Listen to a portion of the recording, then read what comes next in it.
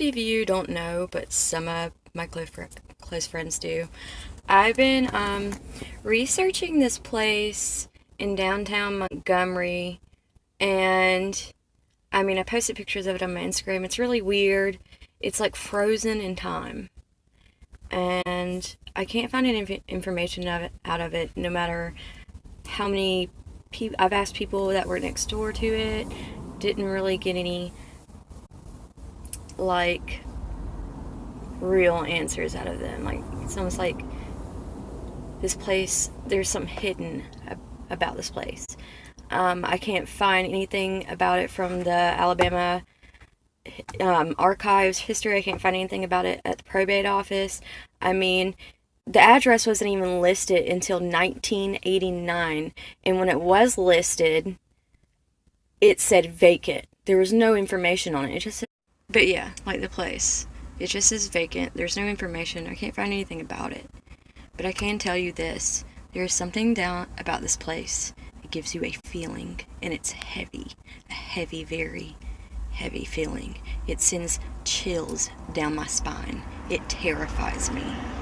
I was thinking about going and looking inside this place, but I'm terrified to go in. Not because I'm going to get caught or even get charges for trespassing, but I'm terrified about this energy that it gives off, whatever that energy is that's inside of it.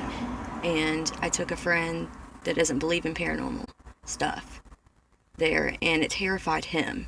He was shook. He told me, he goes, I've never been shook like that over energy before, like a vibe something's given me. I'm not that kind of person. My cousin was the first person that kind of just put it to me, the feeling. I told you guys, I asked the neighbors about information on it. She told me that the woman who owned it originally died. Well, I can't remember if she said it was her son or her brother who lives there. Me and this guy named Eslo, we went and checked it out one night. Nobody lives there. Nobody could possibly live there. It's definitely toxic mold in there. If you go and look at it and just see what I'm talking about, you would know there's no way in hell somebody lives up there. So why was I lied to by this woman, Obviously. And then the thing is there's a parapsychologist, a paranormal psychologist, very much, that works in the building next to it. It's above an electrical engineering company. It's been there forever. I'm going to go ask him some questions today. I'm really nervous. It's a parapsychologist. And I talked to him on the phone, and he sounds very foreign. I can never catch him because he's only open 2 days a week from like 10 o'clock to like 4:30, 5 o'clock. And I'm usually at work, or I went up there when his gates open one time, but I knock on the door, nobody answers. I don't think he can hear really well. So I called him just to see what's going on, see if I could just walk in there. And he said yes. So I'm sitting out front right now, and I'm really nervous, like my heart's beating fast. I'm scared. He sounds foreign. I talked to him on the phone. He said, so I'm pretty sure he's like gypsy. So I'm really nervous. Hopefully I'll get the answers that I'm looking for. I'm creeped out, and I'm scared. My heart's beating fast. So here we are.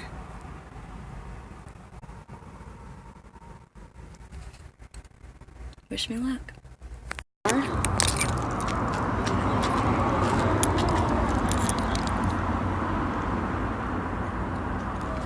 here I go.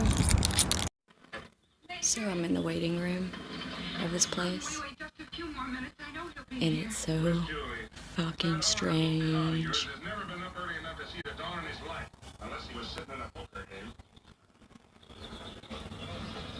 Did you see him, Mr. McCullough? Not necessarily. I didn't exactly see him, but I saw Tony. He was buying him a deck of cards. He had a poker game going. My heart is beating out of my fucking chest. Yeah, so I'm waiting in the waiting room to see him right now.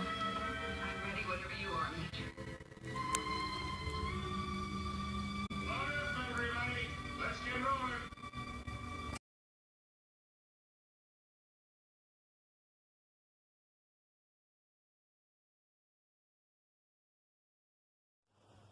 So, Are you ready for the answer?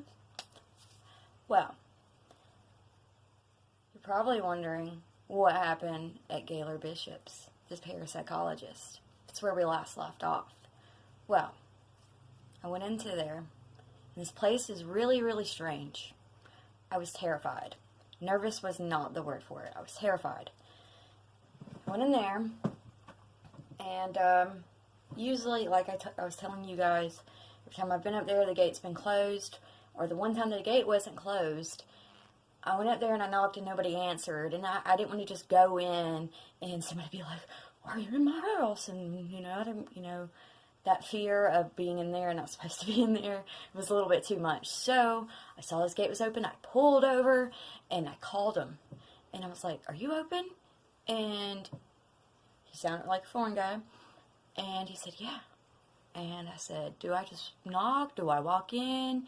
And he told me to come in. He was seeing a client sit in the waiting room. So as you saw in the last few scenes, I was waiting in the waiting room, and the inside of this place is weird. Energy's heavy. And like I said, I was terrified. So he's finally done with this client who walks in. He's this little short man, this little short foreign guy. He kind of sounded Russian. He was definitely some kind of Western European.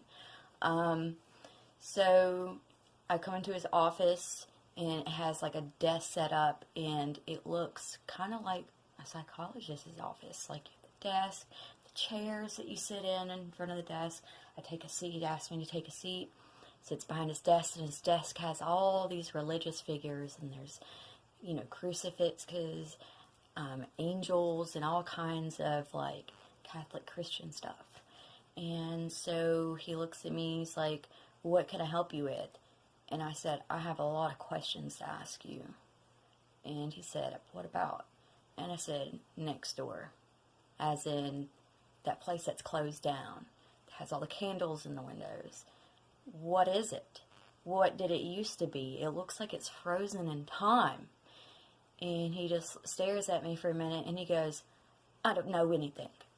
And the tone and the way he said, "I don't know anything," wasn't mean, like, he didn't mean, "I don't know anything." He more of meant, "I'm not going to tell you anything about it." It was kind of like that kind of persona I got from him. But I kept digging, kind of. And I said, "So you're a parapsychologist? Do you do, like, work with paranormal stuff? Like, are you a psychic? Like, I know you've been here for, like, ever, because I first saw this place when I was playing hide and go seek when I was, like, 12 years old when the skate park was open." And he told me that, like, psychic work and parapsychology has been in his family for, like, generations upon generations upon generations, okay? Like, way, way, way back. And it's been passed down every single generation. Like, when his father died, he took over the business. But when he was a child, his father came to America, came to Alabama, and opened this place up. And so he's been here since he was a child. And this is where the information is leaked out about this place. But before he leaked that out, he looked at me and goes, "Be careful." Like, in a scared for me type, "Be careful." And I was like, okay. But then he started on to the story. And he said, "My father came here from America, opened up the business, and then that woman who owned the place," and I said, "The woman that owned the place next door that died?" And he said, "Yes, she passed away." And he goes, "But a long time ago, when I was a child, she moved in, and, my father helped her out, and she opened up a candle shop. And I think they owned the place, and they were renting it to the woman, and maybe eventually sold it to her. And I think that's what I was getting from him. But he definitely helped her out. And then she started doing, like, palm readings and stuff like that. And he told me that every once in a while, her son comes there. And I was like, "Oh, okay, that makes sense." I was like, "Because the lady that's downstairs from you says that he lives there." And I was like, "And I've looked at the place. I was like, I know I probably shouldn't trespass. I was like, but I've looked at the place, like the whole diameter and stuff like that. I was like, it is not inhabitable. I mean, this place is rotting. It has to be toxic mold, and now the statues are knocked down because some of the ceilings fell down. And he just looks at me and goes, be careful. He goes, her son, I won't say anything bad. He goes, but I don't care for him. I was like, why do you say that? I want you to tell me because I want to know. And he said he's not a good person and to be careful. And he told me curiosity kills the cat. You don't go looking for trouble. And he goes, stay away from that place. There's a lot of negativity and dark energy there. He goes, you don't mess with this kind of dark energy. And he told me that she started doing palmistry in like the alleyway, and then started messing with witchcraft or something like that. He would not tell me a lot. Everything he told me, I dug out of him. And it would slip out. And he told me pretty much there was danger there and that I needed to stay away and to not to go looking. He goes, if there's a hat in the street, he literally said, if there's a hat in the street over there, and he goes, and there's poison under it, it's best not to go just looking for random stuff that could hurt you. And he goes, stay away from things that can hurt you. He goes, you pray to God that this energy can't affect you, and you leave it alone. And I asked him if he was psychic, and he said that, you know, like, they don't like to put it that way. Because, you know, the reputation of a psychic is a person that kind of hustles you, because that's what gypsies do. And, like, the lady, for example, he said, like, you know, he didn't believe in the palmistry thing, but he didn't realize just how deep everything was that she was doing. He didn't ask questions. He stayed away from her. Because I guess, you know, what was going on. So, he said that, you know, real psychics don't charge. And I've actually personally known this to be the truth for a long time. My great aunts always told me that a real psychic will never charge you. My best friend has. That her and her family, they've messed around with psychics, and they don't use psychics that charge. Anytime I've had a psychic reading, I've only had two accurate psychic readings, like where they made predictions that came true to a T. One was from New Orleans, and they were a gypsy. They read my palm.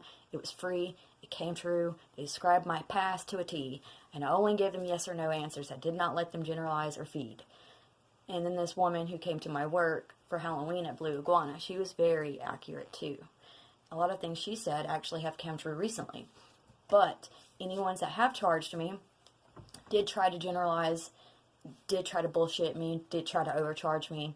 And I let them know, I'm like, what you're telling me is bullshit. And I'm not going to give you anything except for yes or no answers. And or I would just walk out. I'd be like, here's my money. I'm leaving. Bullshit. And I learned the hard way that, yes, it is true. Real psychics do not charge you. But anyways, back to the story. And he definitely did read off me. Like, he started mentioning stuff about law and how you want to be a lawyer and you find your purpose and stuff like that. And I was just thinking to myself, I didn't say it out loud. I didn't tell him anything about myself. I only asked questions. I want to be a lawyer. How is he reading this for me? It's kind of weird. It's very strange. He doesn't charge anything either. But what he does, in his own words, is sometimes God gives you gifts. And my gift is to spiritually heal people. And that's my gift. And I want to heal and help people find their purpose and emotionally heal them. Sometimes the spirit gets sick and people need help with it. So he advised me, didn't just advise me, he begged me to stay away from this place and that it was danger. And he told me curiosity kills the cat. But curiosity can kill the cat, but the cat has 9 lives. I have some stuff to show you. I took what I got from him, and then I went out and set out and did my own research. I looked, I observed in the windows what I could find, and I found some information that I was looking for to help me solve the complete and utter mystery of this place. Here's what I found. Listen closely, closely to the floor, emitting all its graces through the pores. You make a fine shrine in me. You build a fine shrine in me.